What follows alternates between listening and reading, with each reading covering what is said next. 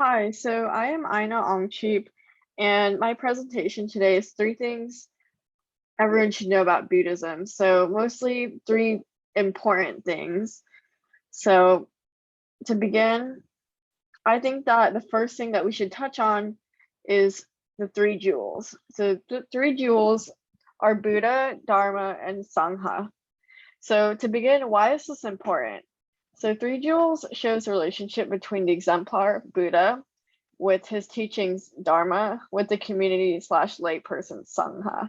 So you see kind of this overarching cover of of everything that is important in Buddhism and why it is, from the exemplar Buddha, so the person who first lived it out, to the Sangha, who are people, the monastic community in Buddhism who live it out constantly, and they're connected by the Dharma. So the Dharma is what Buddha discovered in his awakening and what he taught to others, like the five aesthetics and the three marks of excellence. So the Sangha are the monastic community in Buddhism. They're really important because they provide the most conducive environment for the path of awakening and for teaching the Dharma to the laity. So people like you and me would be taught by the nuns and the monks of who are constantly practicing the ideals and the principles of Buddhism. So my next part is going into what exactly are the ideals. But before I go along, I found this photo that I really thought made good sense about how these three things fit together. So they're not all separate, they're actually overlapping each other. And it's really important to know that because everything in Buddhism is tied together. It's what you'll see in our next couple slides. So the Four Noble Truths. So these truths are important because they highlight and define the key features of suffering that all Buddhists experience and acknowledge, but they hope to overcome it. So the first truth is suffering or being unsatisfied is a fact of life.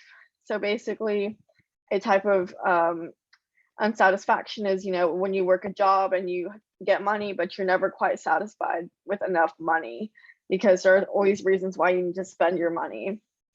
The second one, suffering has a cause, which is craving. So craving that something, you might be craving higher social status or stuff like that. Third is cessation. Since suffering has a cause, it can be eliminated by overcoming craving. And path, the path is the Noble Eightfold Path, which leads to the cessation of suffering. So the Noble Eightfold Path is really, really, really important because Buddha preaches that this path of thought/action leads to cessation of suffering. So this is really important because, as we mentioned previously, suffering is something that's universal to all Buddhists, and Buddhists believe it's universal to all people in general. And that's because our world, we're always wanting something else. We're always craving something. So in order to remove cessation, to cease suffering in our lives, we need to do all these 8 things all at once. So you can't do it you can't do one thing and not do the other thing. And they're divided into 3 different categories. So the first one is wisdom. Wisdom is right view and right resolve. The second one is morality. So right speech, right action, right livelihood. The third one is meditation, right effort, right mindfulness, and right contemplation. So you can see that a lot of these go into the spiritual part of a person, which, not this hasn't been mentioned yet, but meditation and actions like that Buddhists engage in to clear their mind. And it helps them to do the right speech and the right livelihood and stuff like that.